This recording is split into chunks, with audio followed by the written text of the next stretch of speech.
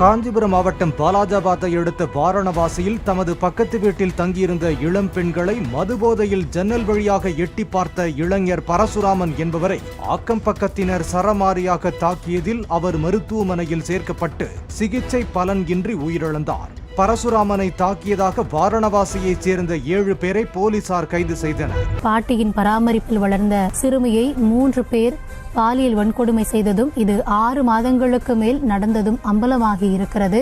சிறுமியின் உறவினர்கள் அளித்த புகாரில் 2 சிறுவர்கள் உட்பட 3 பேர் கைது செய்யப்பட்டிருக்கிறார். டவுன் பகுதியில் முந்திச் செல்ல வழிவிடவில்லை என கூறி தனியார் பேருந்தின் முன் காரை நிறுத்தி பொன்னம்மாப்பேட்டையைச் சேர்ந்த 4 பேர் மதுபோதையில் தகராறில் ஈடுபட்டனர். போக்குவரத்து தடைப்பட்ட நிலையில் அங்கு வந்த போலீசாரிடமும் வாக்குவாதத்தில் ஈடுபட்ட அவர் ஈரோடு அரசு தலைமை மருத்துவமனையில் ஸ்ட்ரெச்சர் வழங்காததால் காயமடைந்த தாயை அவரது மகள் தனி ஆளாக தூக்கி செல்லும் வீடியோ வெளியாகியுள்ளது.